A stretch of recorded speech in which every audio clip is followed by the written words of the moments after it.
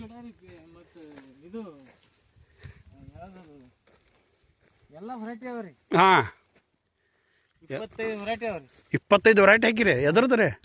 ಅವು ಎಲ್ಲ ಒಟ್ಟು ಎಲ್ಲ ತರಕಾರಿ ಅಲ್ರಿ ಮಾವಿಂದ? ಹಾಂ ಮಾವಿಂದು ಮತ್ತು ಇವು ಹುಣಸಿಗೆ ಗಿಡಗಳು ರೀ, ಪೇರು ಗಿಡಗಳು. ಹಾಂ ಆಮೇಲೆ ಈ ಏನಂತಾರಲ್ಲ ಶೇಬ್ ಹಾಂ ಹಾಂ ಹಾಂ ಅದು ಹಾಕಿದಿರಿ? ಒಂದು ಎರಡು. ಯಾರು ಹಾರ್ಟಿಕಲ್ಚರ್ ಸಾಹೇಬ್ರದ್ದು ಯಾರು ಬಂದಿದ್ರೇನ್ರಿ ನಿಮ್ಮ?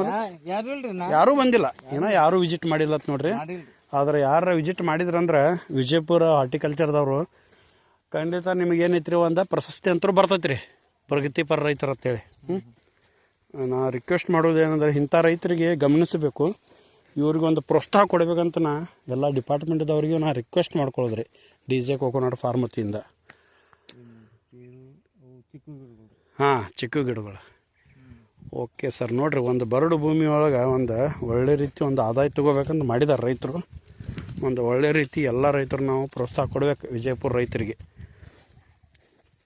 ಎಷ್ಟು ನಾವು ಕಂಗ್ರ್ಯಾಚುಲೇಷನ್ ಹೇಳಬೇಕು ಇವ್ರಿಗೆ. ಯಾಕಂದ್ರೆ ವಿಜಯಪುರ ರೈತರಿಗೆ ಒಂದು ಏನಾರು ಒಂದು ಹೊಸತನ ಮಾಡ್ತಿರ್ತಾರೆ ಎಲ್ಲ ರೈತರು. ವಿಜಯಪುರದವ್ರು ಭಾಳ ಕಾಲ್ಸ್ ಮಾಡ್ತಾರೆ DJ ಕಂಪ್ನಿಗೆ, ಸರ್ ಗಿಡ ಬೇಕು ಅಂಥೇಳಿ.